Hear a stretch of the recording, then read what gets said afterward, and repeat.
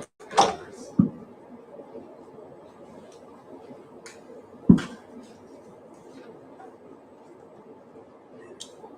right, good evening, everyone. Thank you for attending or viewing our October 12th LSC meeting. We'll start off by having a roll call. Uh, Mrs. Townsend is absent today, so in her stead, Akira Barkley is going to function as the secretary as well as the co-chair today. Okay, the meeting is called to order. Roll call, Stephen Mitchell. Here. Akira Barclay, I am present. Charles Barron. Here. Joyce Brown. Here. Dwayne Davis. Here. Richard Flowers. Eugene Lewis. Here. Jennifer Lewis. Here. Tamara Pope. Reginald Spears. Here. Nicole Spicer. Here. Renanda Johnson. Mr. Spears, we got you on there today. Yes.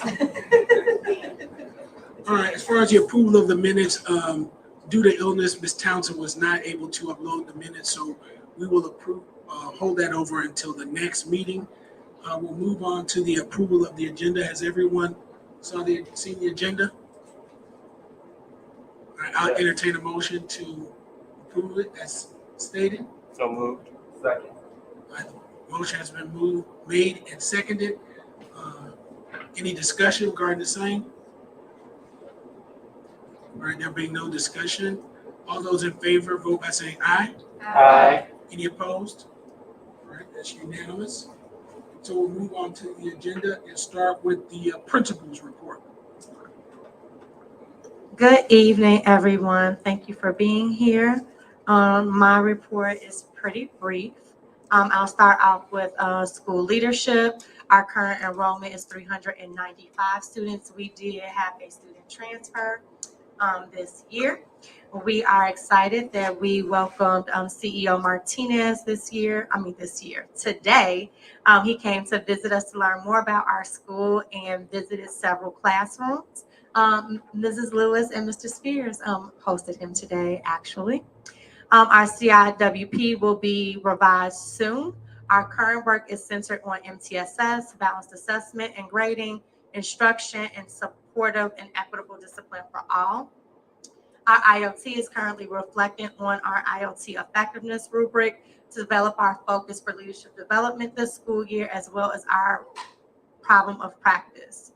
BCS also hosted our resident principals for the district. They were learning more about our teacher evaluation system, which is called REACH.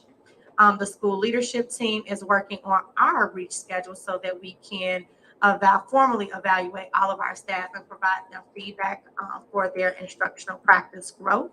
We have begun calibration visits, and so we're excited to get in to see what's going on in classrooms. Principal Spicer is I am also mentoring a new principal. Her name is Anika Murphy. She is the new principal at Hendricks. We have bi-weekly meetings to just kind of answer any questions and offer support. All school-wide committees are formed and beginning to meet. Our grade level team meetings are held weekly to plan instruction, collaborate, and support students through analyzing data, sharing best practices, and analyzing student work. We just begun using our iReady data. Most recently, we began using our iReady data to plan for small group instruction. Our network non-priorities are the instructional core, MTSS, and continuous improvement.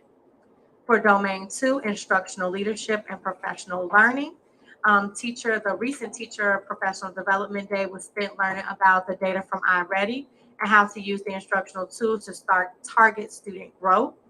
The school leadership team began reading Leadership by John Maxwell. Principal Spicer's group presented on chapter 2 and 3 this week at our principals meeting. Our upcoming school improvement day will focus on reviewing our CIWP, developing a problem of practice for this school year, and maximizing the instructional block to support all students. We've begun creating a priority list of students who need academic, behavior, or SEL supports. We are focusing on differentiating supports to ensure that all students are successful. And then our pre and post assessments are submitted for humanities and STEM teams to support data-driven instruction. In Dimension 3, which is climate and culture, our counseling team has begun supporting middle school advisory, teaching lessons and classes, and student support. Our 5th and 6th grade girls have been actively participating in Ladies of Virtue. They took a field trip and created vision boards. Our 5th and 6th grade team have begun working with Classroom to Careers. Their mission is to prepare youth for a productive and positive future by providing resources to become business owners in their communities, connecting them to higher education solutions, financial stewardship, and positioning them for employment. We also have a parent who reached out for some male mentoring group supports. And so there's actually a group that is associated with Ladies of Virtue. So we're very excited to see if we can form a partnership with them. In Dimension 4, which is family and community engagement, we have officially launched our room parent program with an orientation. All classrooms are covered and room parents have begun to reach out. Their first official event is going to be our fall celebrations that will be in the classrooms on Friday, October 28th. BCS officially launched our Parent Square app. We highly recommend downloading the app. You will be able to see all of the reminders, the events, and the updates. There's also a way to get a daily digest so you won't miss anything. With all of our reminders, events, and updates being posted in Parent Square, if you see an email from your child's teacher or myself or AP Bellamy, please take a moment to read it. It probably is some important individualized information. We also proudly held our fall sports family meeting on September 21st to review player eligibility, meet the coaches, and more. I'm excited. AP Bellamy and I attended our first ever Bosell benefit dinner. That is a preschool student caregiver program that uses our space for preschool students and their caregivers to learn more about learning and to also create a pipeline for those students who may not be in formal daycare settings. Last but not least, our Dimension 5 college and career readiness. Oh, it's not the last one, just kidding. Our 6th graders have not started working on Naviance because this is our first year. We are encountering some technical difficulties. We still are not uploaded into the system because this is our first year with 6th grade, but our counselors are being very diligent and following up with that department to ensure we have access, and our middle school advisory program has already started. Our last dimension for real is Dimension 6, which addresses fiscal management and continuous improvement. We got additional discretionary funds of $46,000 because of the 9 students that we got over. We will largely use those buckets to support committee work outside of school, and then we'll be back to talk to the LSC about allocating the balance of those funds. We also have district funds to support teacher leader development through our instructional leadership team of about $16,000, so we can pay teachers for planning outside of the instructional day. We also have been holding weekly facilities meetings to just address cleanliness in the building. We have one custodial vacancy, so we're working diligently to fill those. We also want to send a special shout out to the Friends of Bronzeville Classical. We received some new iPads with the new district technology rollout, and we did not have covers for those, so we were reluctant to put them in the hands of students. But through the generous donations through the Friends of Bronzeville Classical School, we were able to purchase covers for every iPad that we have. So we were really able to roll those out to our essentials team as well as our primary team. We were excited to partner with Omni Ecosystems for a agricultural field trip. Oh, and those are photos today. Thank you. Yes, that's in the wrong box, but you all get what I mean. And so that concludes my report. Are there any questions for me? Oh.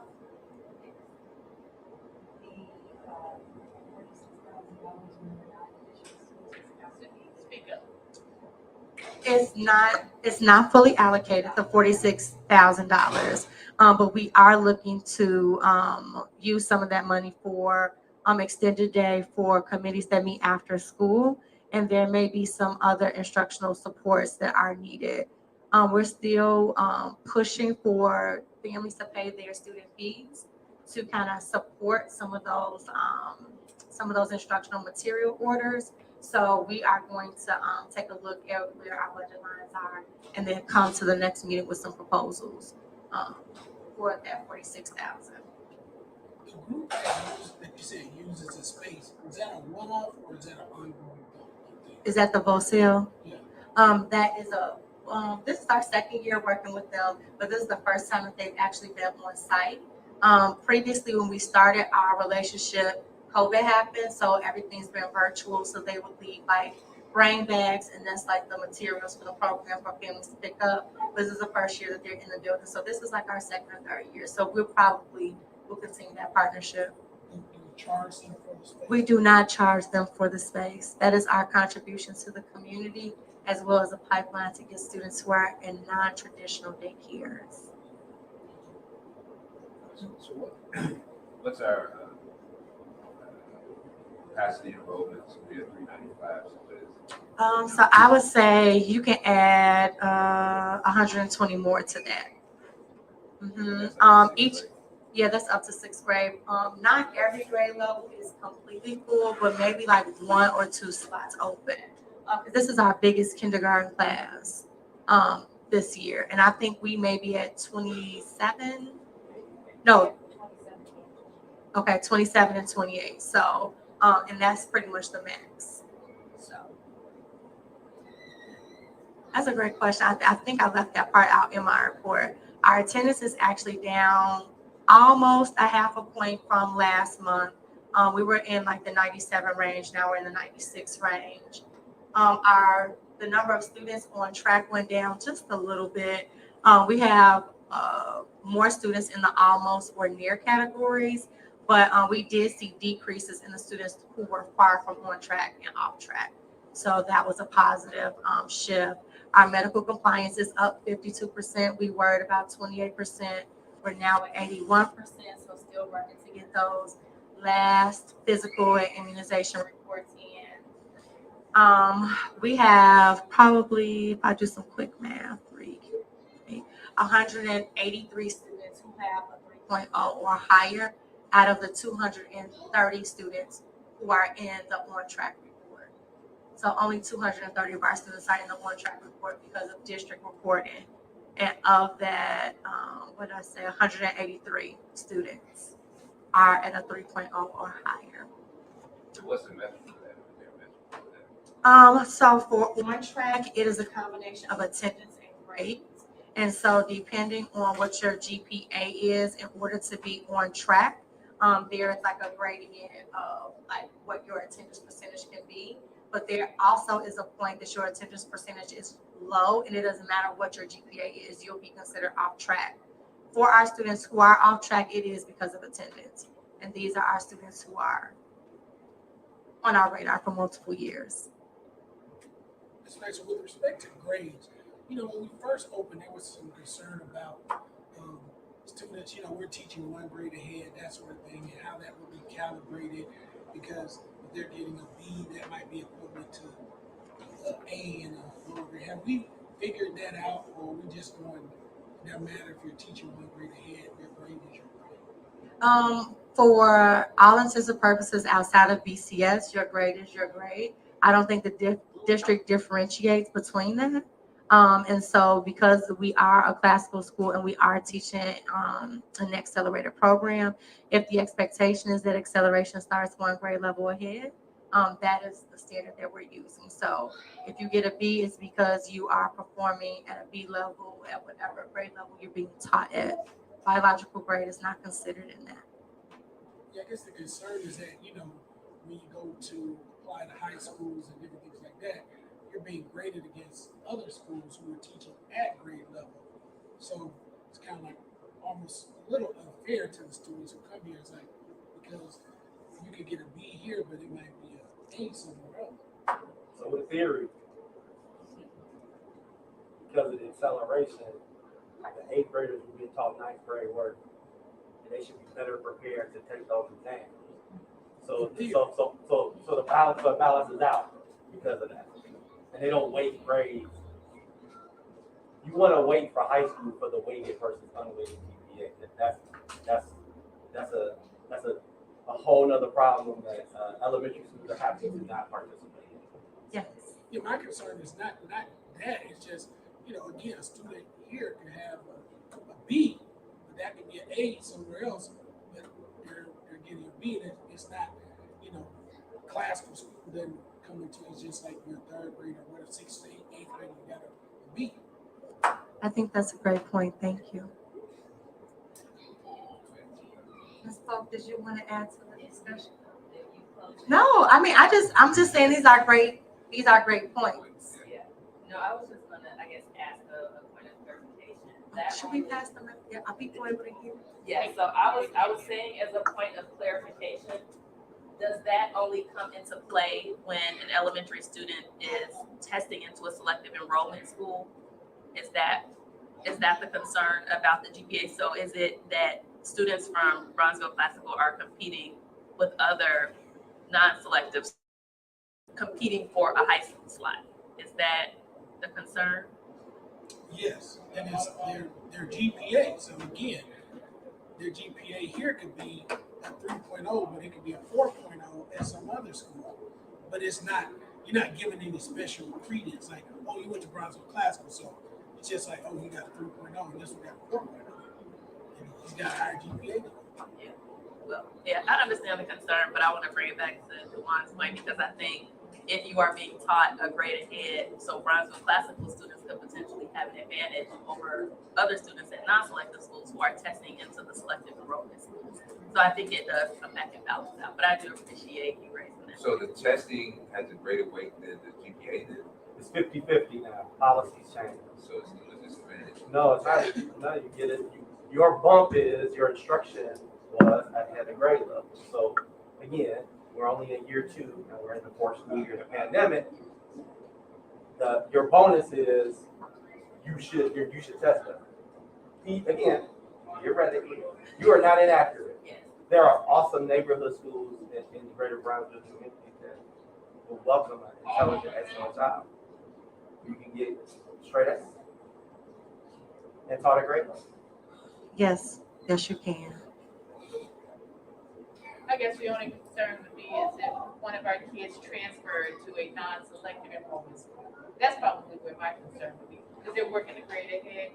What happens if my 4th grader had to transfer to my neighborhood school?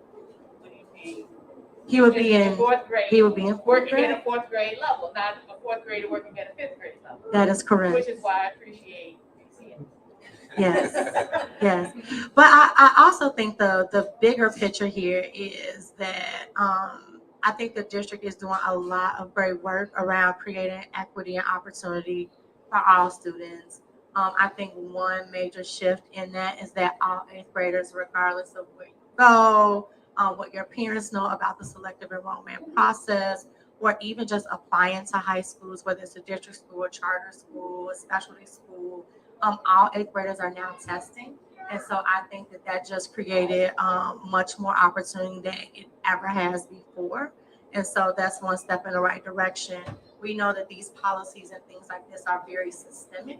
And so there are no silver bullets, there are no quick fixes, there are no answers that folks can come up with overnight that will address them. But I think our role here at BCS is just to prepare students for opportunities. So that's how I look at it. I just want students to have opportunity to choose and not be in a space where they don't have a choice. And so that's our focus. That's our goal. I know that families, get anxious around the 6th grade year because, we are an option district and high school is a major decision. And so we are fully aware of that. But if families are interested in academic centers, I encourage people to really do their research. There are advantages and disadvantages to that because essentially if you are in the AC, you are in a high school. And so not every kid is ready for that. So we would love to nurture your Eagles until 8th grade. But the other piece of that is if you are looking at ACs, the application looks at your grades from 5th grade, not 6th grade. And if you are applying to a selective enrollment high school, you test in 8th grade, but they're looking at your 7th grade scores. So I don't want anyone to think that Harvard is going to be looking back at 4th grade to figure out did you have an A or a B with an asterisk. But I just think that it's all about just creating opportunities for all of our students and just making sure they have a growth mindset so they can thrive in whatever environment they're in. That's my recommendation. So, shifting. gears Yes, now. Dr. Beard. So you mentioned about the physicals and so forth. So what are we doing in terms of flu campaigns or flu shots moving forward? Are there any new guidelines for COVID coming up now? So we haven't really heard anything. The district's been kind of quiet on the COVID front.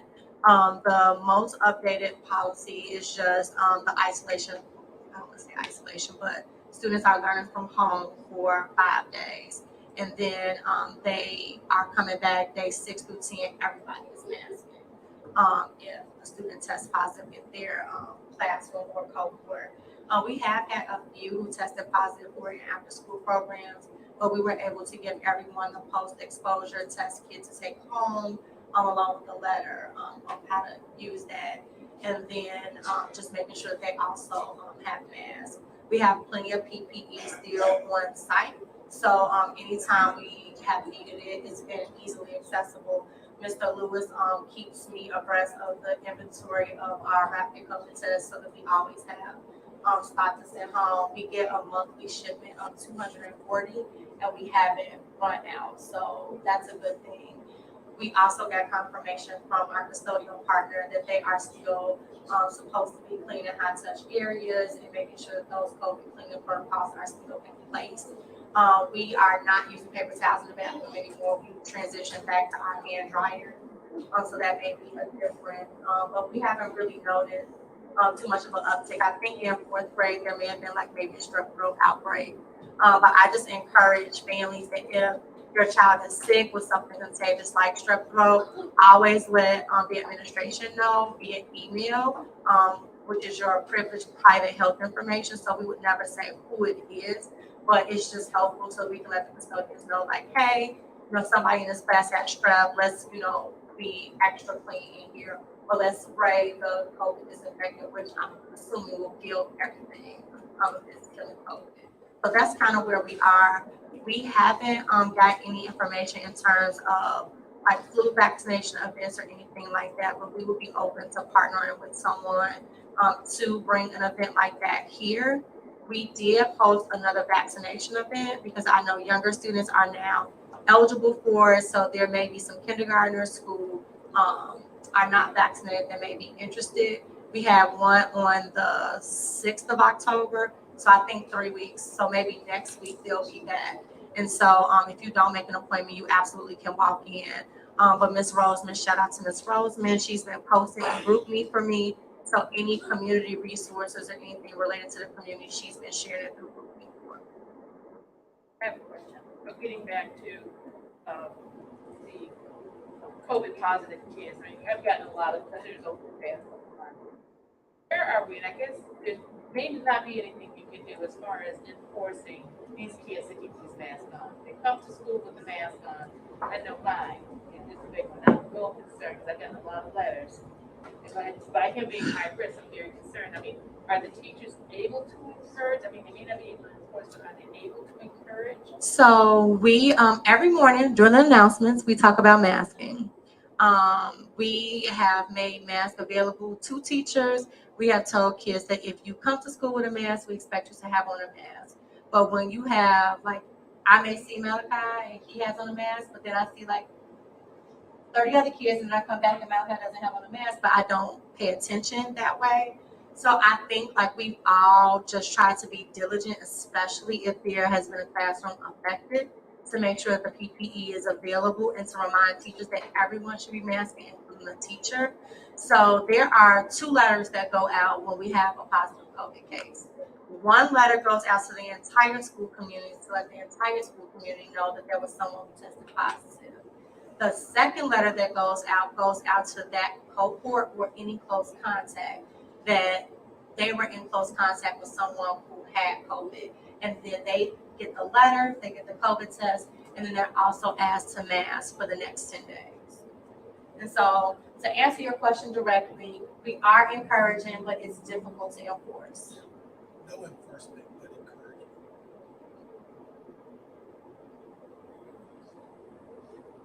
I want to add that on for you. Yes, I look, my medical professionals, thank We're you. thinking, I know we're thinking the same thing. Your expertise is welcome. Thank you. I think the other two pieces to my report was just around our diverse learner support.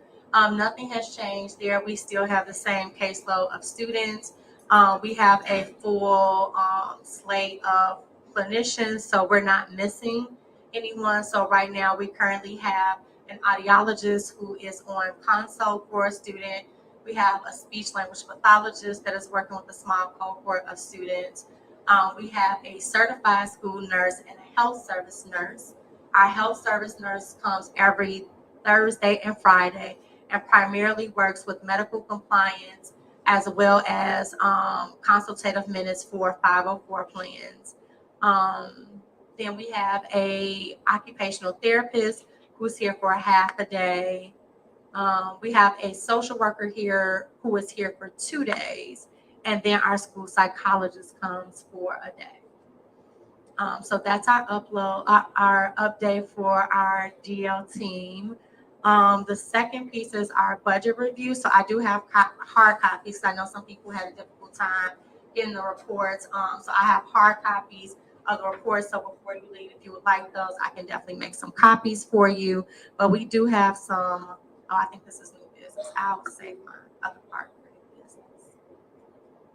Okay, so you finished with the budget review and the review center, so moving on to your business. Sure, sure. All right. So we do have a few balance transfers.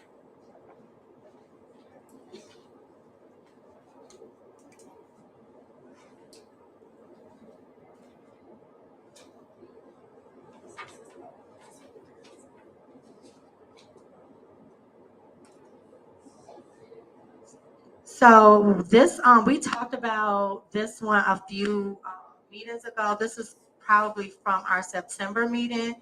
We did a transfer from some out-of-school time funds to pay a summer vendor, but we just didn't sign off on it. It was for the critical thinking child. So we had an overwhelming response over the summer for our students to participate in a week-long reading and math enrichment. And so that was paid for through our out-of-school time funds, not our discretionary funds. But in order to pay the vendor, we had to transfer the money from the OST line to the vendor line. And so that was for $2,500.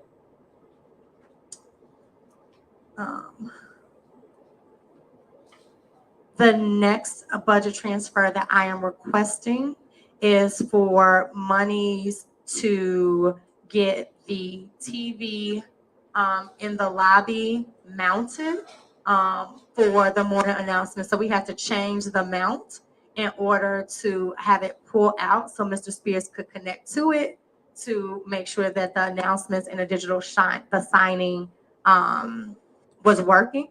We approved the mount cost, but then when they came out to install it, we realized that there was a crack in the TV. Because it's a black TV and it was a hairline crack, we have no idea when that happened. So you may notice that there is no TV there because it was broken. So a new TV monitor will be $657. So we are asking for $657 to purchase a new TV for digital signage. Is it a TV or a monitor? Is it a TV or a monitor? I think The TV. it's a TV. But it just won't- It'll be a TV. It just won't be connected to, a cable or anything like that. It'll be connected to an external Chromebook that will run both the morning announcements when they're live and then any other digital announcements, posters, etc. throughout the day. So do you know if it's is it a smart TV? It probably will be a smart TV. But we probably won't use it to connect to the internet. It will probably only be connected to Because if you, depending on most TV, you don't even need a cord. You can just cast it on the TV. But I don't know if our Chromebooks are able to do that. They So have Chromecast exactly for that. But yeah, Thank you. I was just gonna say, it just so happens I got like a 57-inch I need to get rid of. It is not a smart TV though. it's one of those big things on the floor. No, it's a flat. No, it is a flat screen, but it's like I'm And gonna donate it to somebody. By the time you put it up there, it'll stop working in about 2 No, well, weeks. no, it's in good shape. I just. and we believe our vendor won't install it. So because they're through you. You picking up what I'm putting down? Uh-huh. Yes, there is a motion. Well, I mean, do you want me to do them one by one? Or you want all of them? Thank you. So the motion is to approve. I move to approve the balance transfer of $657.41 for our new TV for the school lobby. second. Right? Any discussion? Does that already include tax? Yes, it's everything. Which 41. it's from which line to which line? Oh, Mr. Spears. Hold on.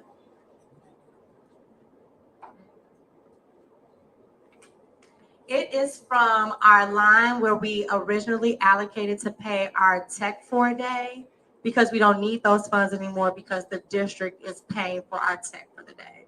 So it's going from the tech from the day allocation to the equipment, technology equipment line because it's over 500. Yes. To be clear. All motions from this one point, that's not coming from. Yes. Any more discussion? Anticipate. I just kind of a general discussion. So, have we thought about utilizing this tool for more informational stuff like Yes. maybe? Okay. Yep, that's why we approved the transfer for the special amount to have it pull out so we could connect. So like running like our PowerPoints, our Eagles of the Week, upcoming events, flu campaigns, COVID information, wear your mask, all of that stuff. I like to move to Dr. Dan organizes the flu clinic and make sure everybody gets their flu shot. Look, our backup parliamentarian is in full action. That was a joke. That was a humorous motion. Yeah, but no, I would just say that this definitely we can utilize that for education. While parents are standing there waiting on their kids to come down, we shoot someone there. Did your kid get this physical? Did the kid get this? This is also, Mental Health Awareness Month. We could definitely put resources, phone numbers. Yep, we plan to use it for a myriad. Did you pay your school fee? Did you pay your school fees? Are you coming to these? Yeah, exactly. Get your tickets in such and such. Yes, I would like to close discussion. I have to do that. Any more discussion? I have one question. There is a question and comment related to this discussion. Is the discussion, I guess this is more of a parliamentary question, the discussion on the motion, is that for just LSC members or is that for the public to be able to question also? I think it's just for the LSC. Okay. Public comment. Yeah, the public comment. Got it. But we will definitely address that during the public comment. I don't know. All right, any more discussion regarding the motion? All right, there being no more discussion, all those in favor of the motion, vote by saying aye. Aye. Any opposed? All right, that motion passes for that item. I'm not gonna go back and do the first one. Oh, it was already approved, you just didn't sign it. Because the people need to know what you said. Okay.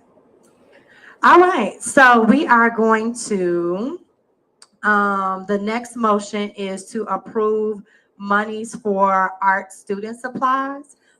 This money is being shifted from one art line to another art line. So we originally did not think we had the money for a kiln. So all of the money is in the art equipment line, but we cannot purchase art supplies from the equipment line. It has to be in the supply line. So we are moving money from the equipment line for art to the art supply line. That amount is $2,674.96. I move that we approve a balance transfer or balance transfer. No, is it balance transfer? Yes, balance. Yeah. Okay. I move that we transfer money from the art equipment line to the art supply line in the amount of $2,674.96. Second.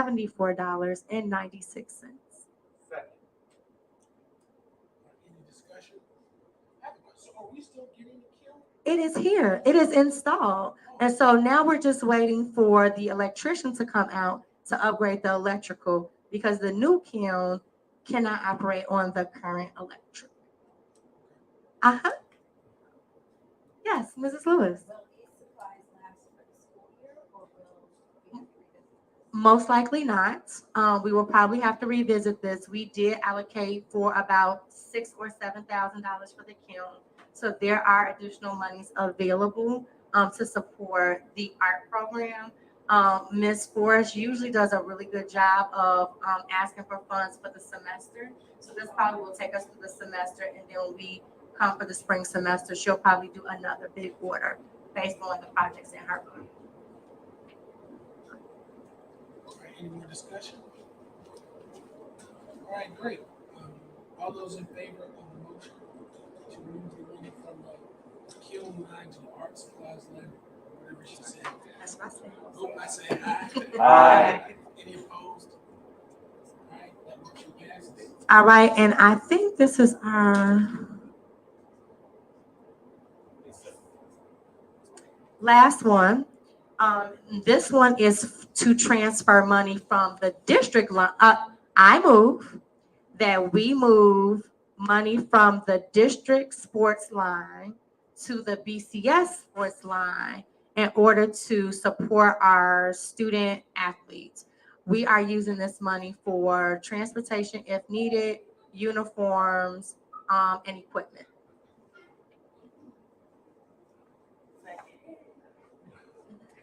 All right, any Oh, it's questions? $9,000. So you can provide the rationale.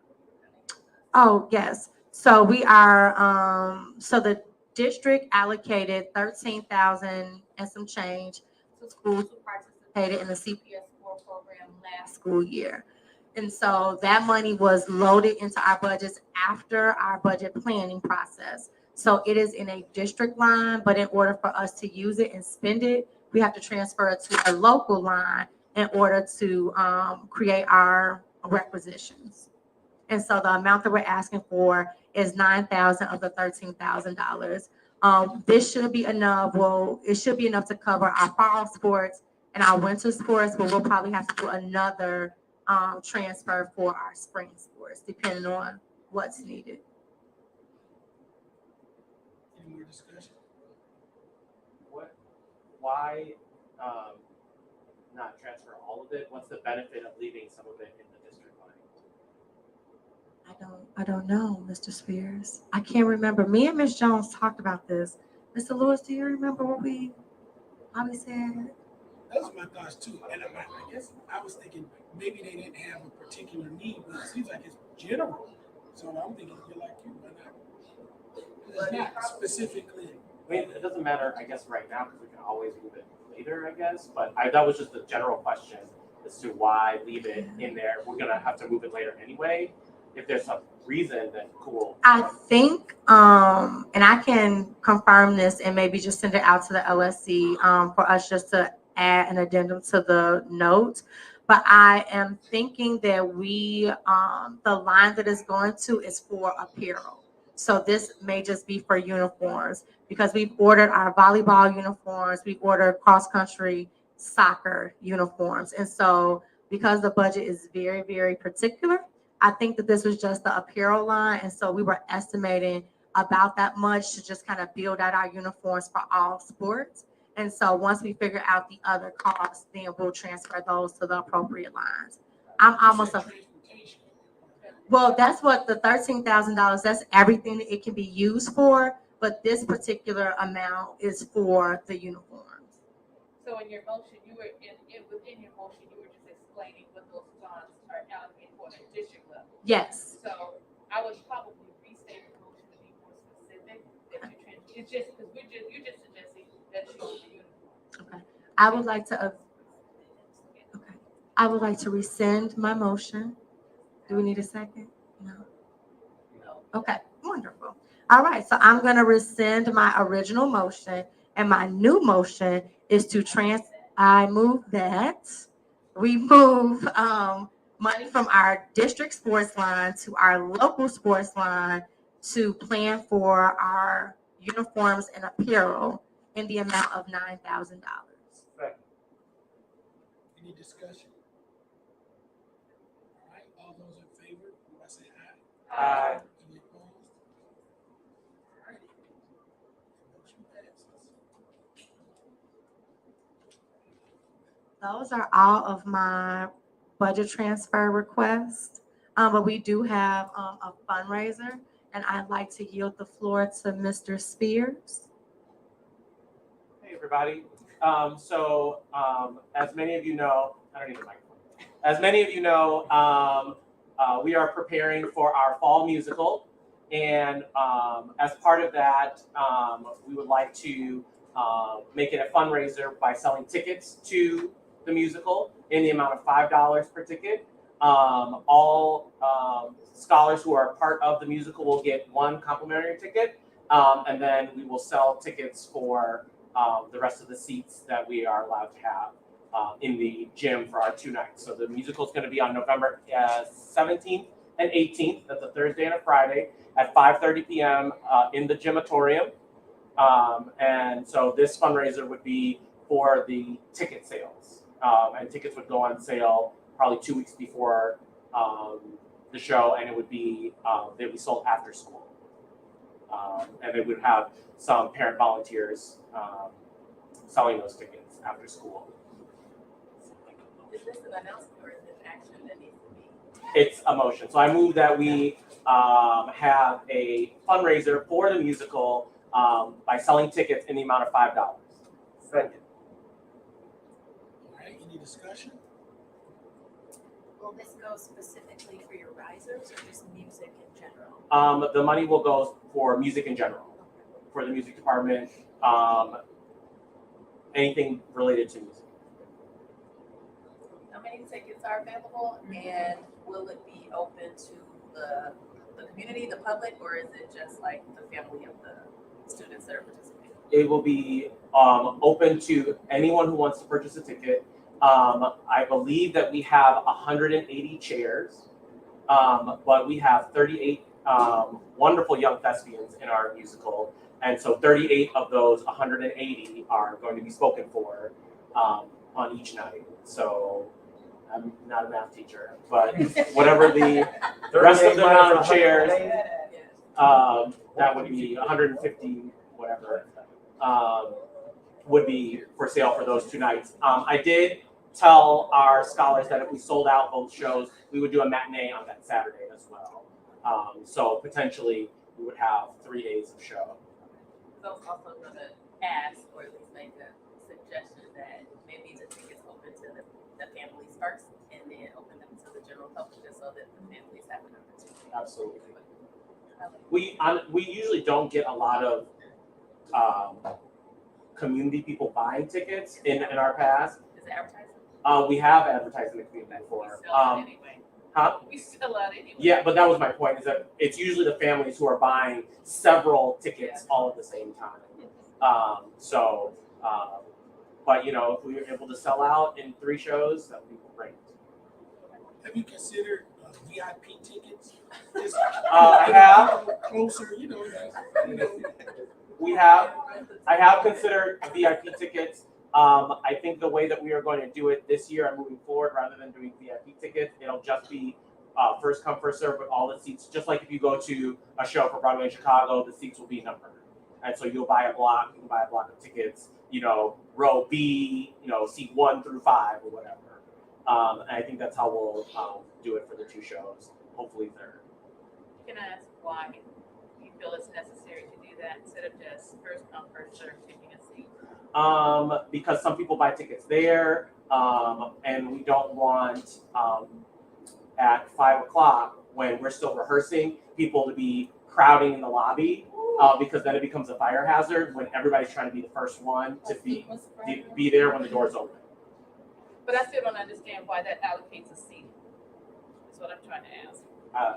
You're saying that the tickets are gonna be numbered, so the tickets are allocated to a seat? Correct. Okay, so my question, so now you get people going in saying, you're sitting in my seat, you're sitting in my seat. Well, why don't we just do open seating within a family? You go in, you sit down. Because people are gonna try to be first and be in the front, and everybody's gonna try to get to the school at 4:30, between 4:30 and 5 o'clock. So we're gonna have a long line of people either in the lobby or standing outside, and it's gonna be November. We don't want people standing outside, so we can't have, 180 people waiting in the lobby while we're doing sound check for the show before the doors open. But I'm just And saying, another aside to that too is that the last time we had a musical, we were probably in the 100 range for student enrollment. We're now at 400. And so if the production is going to be on the evening at the school, we have after school getting out, and we have almost 200 kids in after school. Now we have families coming in. So I think that logistically, if I know where I'm sitting, I don't have to get to the show 30 minutes early. And then I can arrive, 5 to 10 minutes early. I also know that Mr. Spears typically gets a lot of teacher support, so we can have some ushers in place to make sure that everyone is remaining in a space where they are demonstrating the VCS core values of integrity and showing value for each other. But I do understand that at this juncture, we need additional logistics just to make sure things are orderly, because we're now at 400 students. okay, getting back to what he said then, why aren't you charging more for the front row seats? If you're gonna do that, Well, if it's a fundraiser, you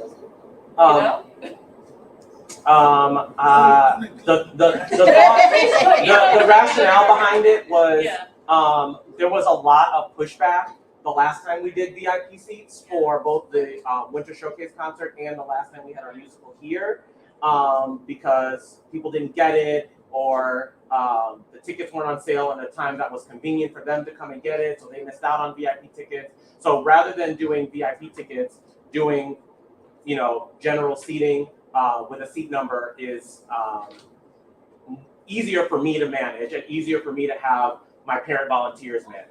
Because then they don't have to manage and figure out, well, who's got a VIP seat, who doesn't have a VIP seat. It's very clear, seats are numbered. You so still find comes yourself- down to first come, first served in purchasing tickets.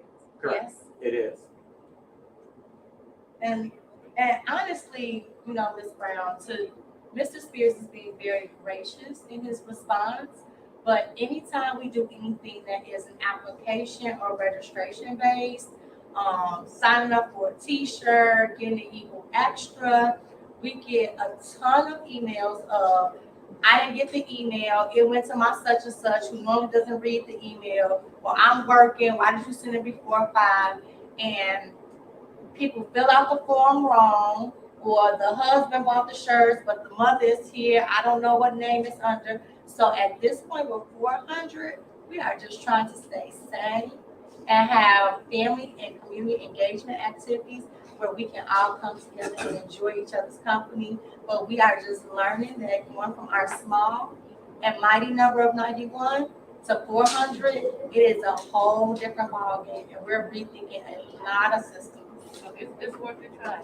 It is. I just don't envision it being easier, but we'll see how it goes. Then you know. We learn like we're doing it. Yes, ma'am. All right, great. Any more discussion?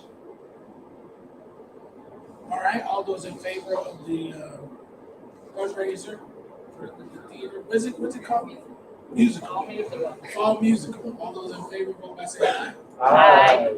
Any opposed? All right, great, that passes. I think that is it for you. Now we're ready for a public comment. Before we transition to public comment, I did just want to give everybody an update. You all approved.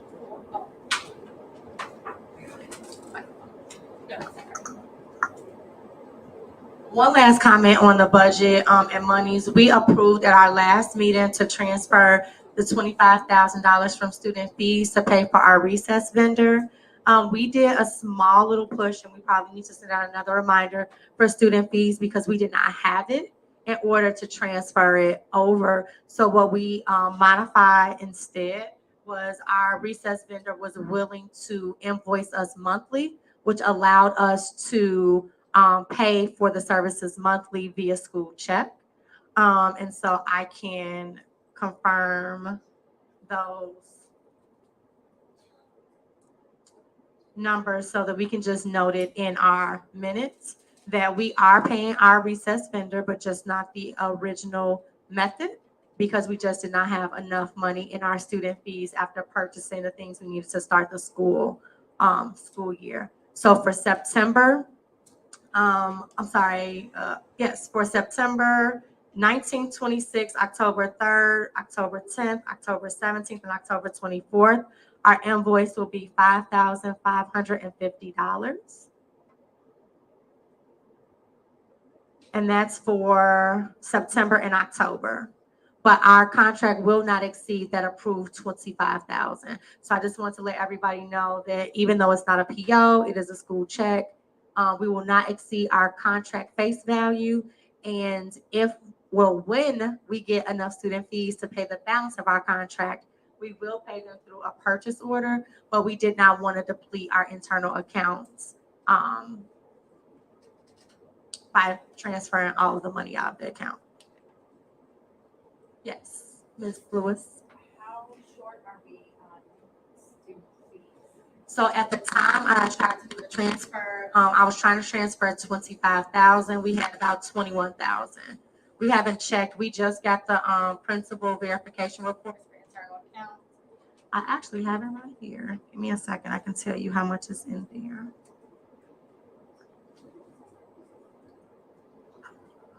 We have $79,675 now, I think. And that was at the end of September. Mm-hmm. Yes. I think that's right, if I'm reading this report right. So this report says from September 1st, 2022 to September 30th, 2022, checking account beginning balance is $61,178.76. Total debits is $30,775.85. Total credit is $12,278.67. Ending balance is $79,675.94. But I think this also includes a few other accounts that are not just our student fees. Let me find the student fee line. But that's how much total we have. So like when we get rent and stuff like that, that's in there. Oh, student fees. Let me make my correction. Mr. Mitchell was right. The beginning balance was $21,816.34. We got new student fees in of $15,750. And now our ending balance is $37,566.34. That sounds So we about right. could pay if we had to now.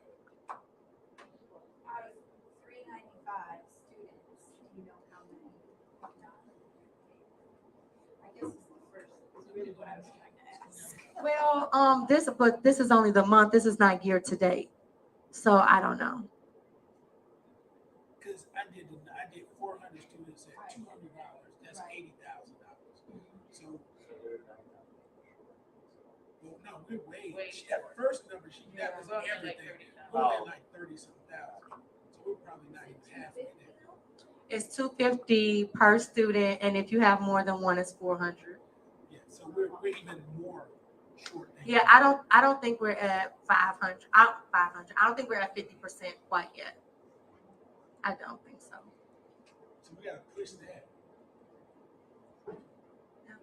We offer lots of things and it costs money. So, So is it not necessary to invoice that? It goes back Well, to so that. this is what we are learning. So what I found out is that like high schools, they just push out student fees. And so when you log into your Aspen account, if you go to fees, you will see it. It is there and it will be there until your child graduates and they give you that bill at the end. At the elementary school level, I didn't necessarily want to do that to families. But now that we have an LSC, it is going to be a democratic process, and we can talk about is that something that we want to push out for student fees. But Ms. Jones and I did talk about for like Grandparents' Day, we can push out, fees to families based on what you're ordering.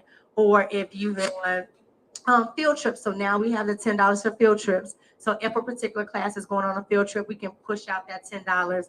You don't have to worry about having cash, sending it with your kid. Is it going to get lost? And you can just pay through Aspen digitally. So we have been talking about ways to collect fees for different purposes, but we just didn't really land because typically in elementary school, you don't just push out fees blanketly. But I'm sorry, I think you misunderstood. I wanted to clarify what I was asking her. I understand what you said. No, I was saying, so seeing that we have over $30,000 in fees, is it necessary to invoice for the recess vendor as opposed to just going and paying the 25,000, transfer the 25,000? That's what I'm saying. Can I say, if they're not charging us interest or a surcharge, to me it's always bad unless you're worried about the money. No. Then go ahead and just pay them because if something came up or they didn't do something right, then you always have the flexibility to not pay them, as opposed to if you paid them already, then the money is. But either way, there is a fail-safe in the procurement system. So with the invoicing way, of course, if you don't, you can't invoice for the time that you haven't done. So we're paying as we go if we pay by check.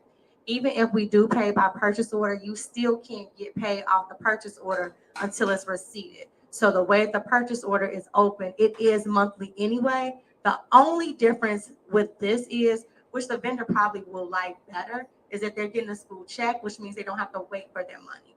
If they go through a purchase order, they usually have to wait that net 30 days from the district, which typically is close to 120 days. I know. Yeah, I wasn't going to do it like that, Dr. Davis.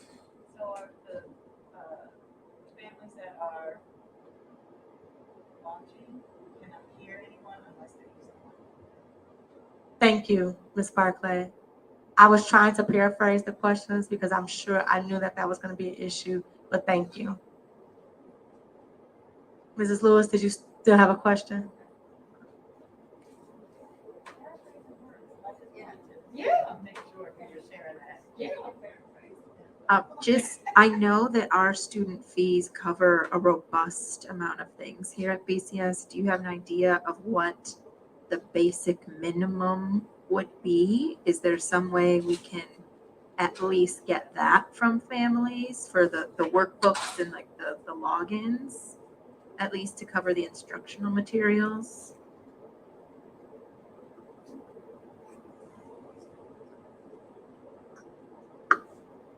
And Ms. Lewis, and we're discussing it. I get your point, but I think if we parse it out like that, then you're gonna have people that's just kind of paying for that. My concern is that I thought, the $250 covered field trips and all that stuff, but then when I get a thing, we're paying $10 for a field trip. So I feel like I thought we were already paying. So it's kind of like we're being punished, even though we paid not punished in a sense, but we're having to make up for people who haven't paid. And I would just rather get everybody to just, work on paying as opposed to having to parse it out or do this. Everybody pay. So a couple things to clarify. On the student fee assignment or itemization sheet, families can see what the breakdown is. I am aware that $250 could be a burden for a family, but everyone receives the breakdown. And so we are really big on giving how you can. And so I've never hounded families for student fees, but student fees are a big way that we fund extras around BCS. And we know our families like extras. And so every meeting, I guess I'll probably mention it so that we know where we are. The second piece that Mr. Mitchell talked about being punished with the student fees.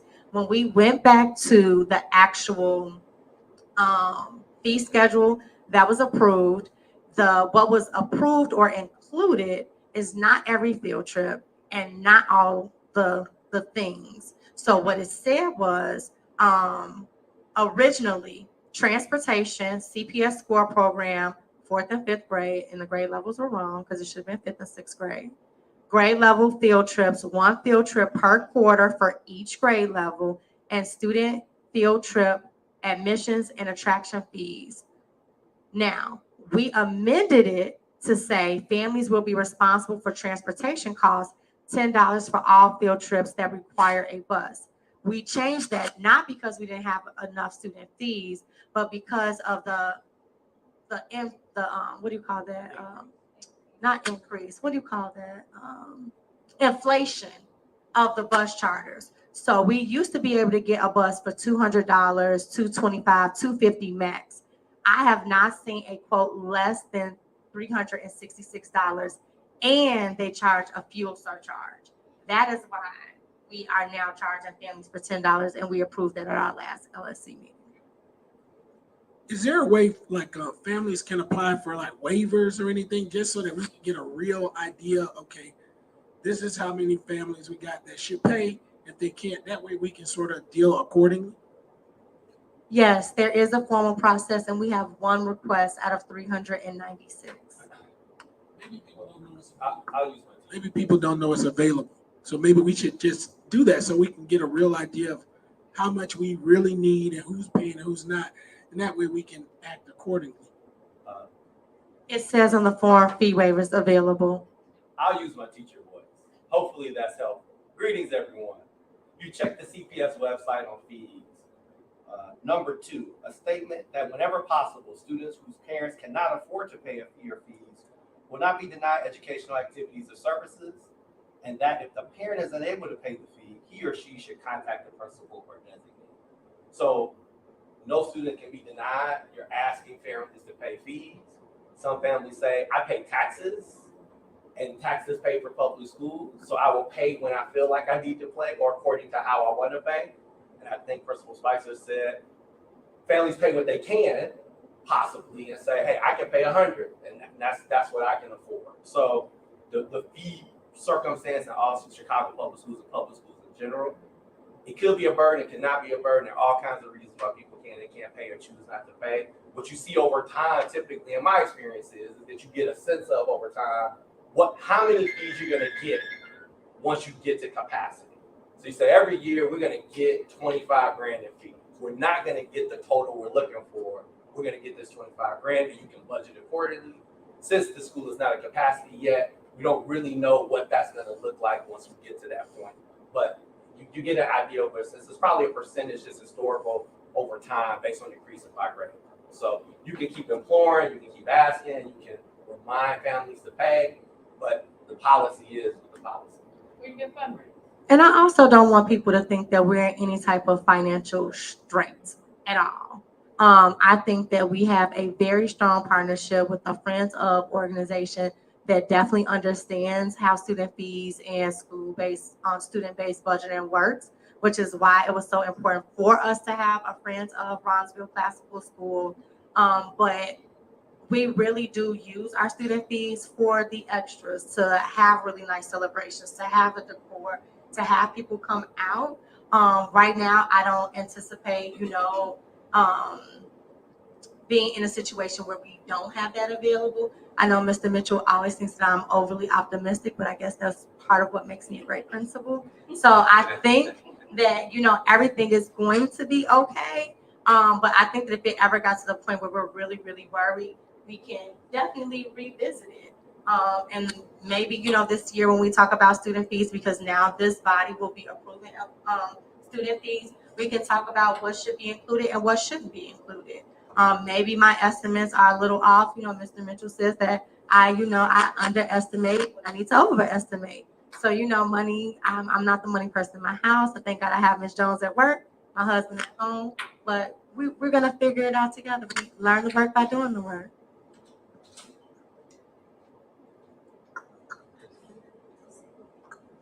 As a point of information, how many students do we have at BCS on free and reduced lunch?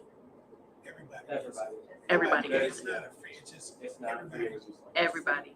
everybody gets, but it's a district thing, it's not just Right. our school. Right, and so the spirit of my question is to ask how many families, and I don't know if this is something that we would know, but how many families genuinely, if they had it to give, they would, but they can't afford it. Like, I feel like there are some families that are probably in that category. And so, to your point, Principal Spicer, it's best that we can ask for it, but not hound people for it. If they don't have it, they don't have it. If they're willing to give it, they will give it.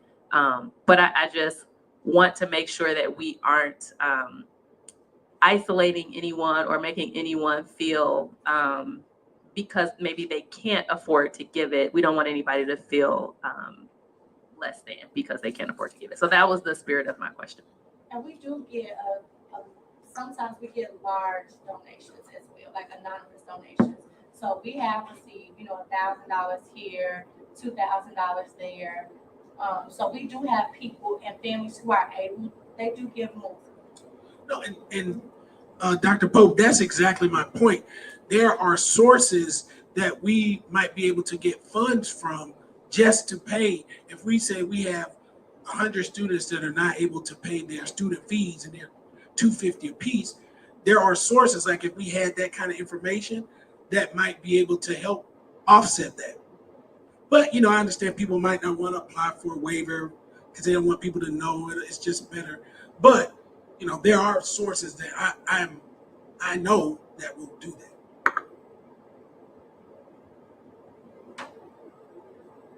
Thank you. All right, so yeah, so now I guess we're ready to move on to the public comment portion of the meeting. Our first public comment says, my apologies if this has been discussed already, but are SEES now included for eligibility to apply for whole grade acceleration application for next year? And secondly, when will families receive the spring 2022 IAR, Illinois Assessment for Readiness? Can you go back to the first question? Yes. It says, are SEES, I'm not sure, it's That's selective enrollment elementary schools now included for eligibility to apply for whole grade acceleration applications for next year.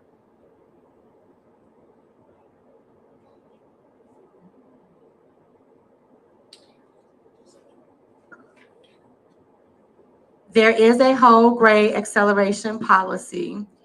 Students in selective enrollment schools are a special category. There have been some shifts in the policy. I would like for that parent to reach out to me directly so that I can connect them. But if they would like to find out more information tonight, if they go to the Go CPS site, they can find out all the information on whole grade acceleration as well as single subject acceleration. That is public information and a public policy. There have been some shifts for selective enrollment students, so I don't want to misspeak. But if they're looking for some immediate answers, they can go to the Go CPS website, and that's where I would direct them anyway. What was the second part? The second part was, when will families receive the spring 2022 Illinois Assessment of Readiness? The spring IAR score reports went home with students with their progress reports, with the progress reports. And if they did not receive them, luckily we made a copy so that parent can reach out to me directly to receive another copy of their score report. There was a comment, I like the VIP ticket idea and early purchasing for better seats. And addition to that, another comment, can we get volunteers to check tickets at the parking lot door 6 to bring ticketed folks into the gym? That leaves the lobby open. Another question, should we include a protective case for the TV to prevent further breakage? Oh, that would be a great donation. I didn't even think about a protective cover. I'm sure there are probably some out there. Use it for outdoor though, yeah. Oh, that would be very nice. Is it possible for BCS administration to let parents know if there is a contagious illness going around their child's classroom without identifying who the sick children are? That way parents can be on the alert and identify symptoms more easily. We can notify families if there is a contagious something going around if the family discloses. Sometimes families call and just say if their child is sick. That does not indicate that it's something contagious, i.e. strep throat. I also think that if parents are sharing that in private groups or in groups that are not being monitored by the school administration, then that should be a direct email to the school administration to ensure that we are notified and then we can share that information with families. The last comment is a suggestion. If a family has a major financial need and can't pay, I'm guessing this is related to student fees, Okay? maybe we can help them with a sponsorship program and have some people that may want to donate and support a family with concerns. I think that that is always an option without having families to have to self-disclose. I think that if there are families that are able and willing to donate on behalf of families that are unable to pay their student fees, there is a donation button right on our student fees or the site where you pay your student fees, and they can just put in the purpose, donation for families who cannot afford student fees. So that option is ready and available now. I would also say that there is donations to the Friends of Bronzeville, who also help support the same kind of things that those student fees are going for. And it's tax deductible. And it is tax deductible. Which is probably a better option because they can help themselves and someone else. And in that way, if need be for student fees, the school can go to the Friends of and say, can you transfer those donations for student fees so we can pay for those things that we are working on. Yeah, you pay for bus. Or can you pay for the bus? Yes. Those are the last public comments. Thank you, Mr. Spears.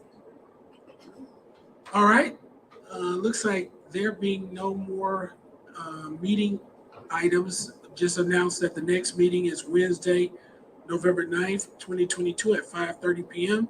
That meeting will be in person. That being said, I'll entertain a motion to adjourn. Before we do that quickly, I believe attendance was taken already, so I just want to make sure that I, Deborah Hoffman, gets credit for attending. Yeah, it was noted. My attendance You credit. it was noted that you. I'm just kidding. You're back on track. Perfect. The government. I'd like to make a motion to adjourn. Second. Any discussion? All those in favor of adjourning, I say aye. Aye. All those opposed? All right, so moved. Thank you, guys.